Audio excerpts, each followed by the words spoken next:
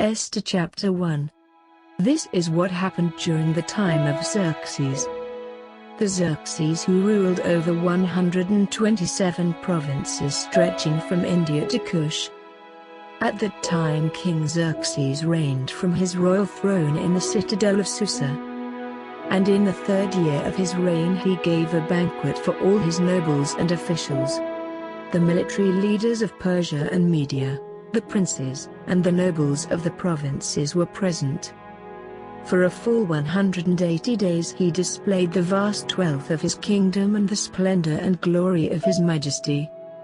When these days were over, the king gave a banquet, lasting 7 days, in the enclosed garden of the king's palace. For all the people from the least to the greatest who were in the citadel of Susa. The garden had hangings of white and blue linen, fastened with cords of white linen and purple material to silver rings on marble pillars. There were couches of gold and silver on a mosaic pavement of porphyry, marble, mother of pearl and other costly stones. Wine was served in goblets of gold, each one different from the other, and the royal wine was abundant, in keeping with the king's liberality. By the king's command each guest was allowed to drink with no restrictions, for the king instructed all the wine stewards to serve each man what he wished. Queen Vashti also gave a banquet for the women in the royal palace of King Xerxes.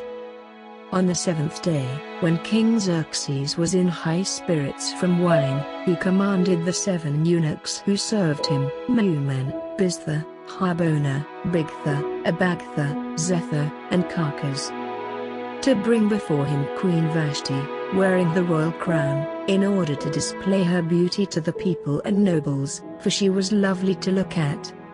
But when the attendants delivered the king's command, Queen Vashti refused to come. Then the king became furious and burned with anger.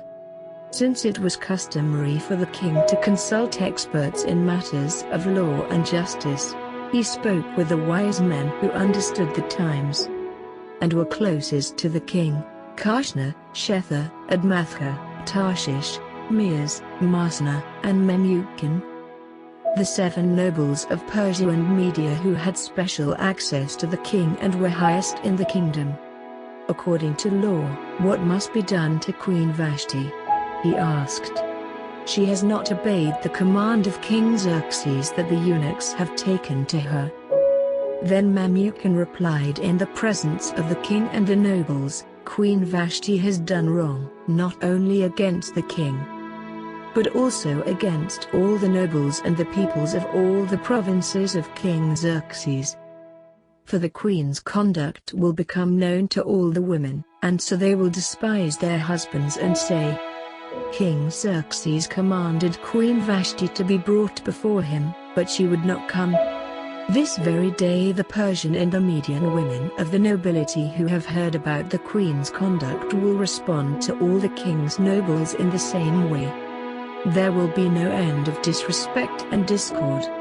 Therefore, if it pleases the king, let him issue a royal decree and let it be written in the laws of Persia and Media, which cannot be repealed, that Vashti is never again to enter the presence of King Xerxes. Also let the king give her royal position to someone else who is better than she. Then when the king's edict is proclaimed throughout all his vast realm, all the women will respect their husbands, from the least to the greatest. The king and his nobles were pleased with this advice, so the king did as Memucan proposed.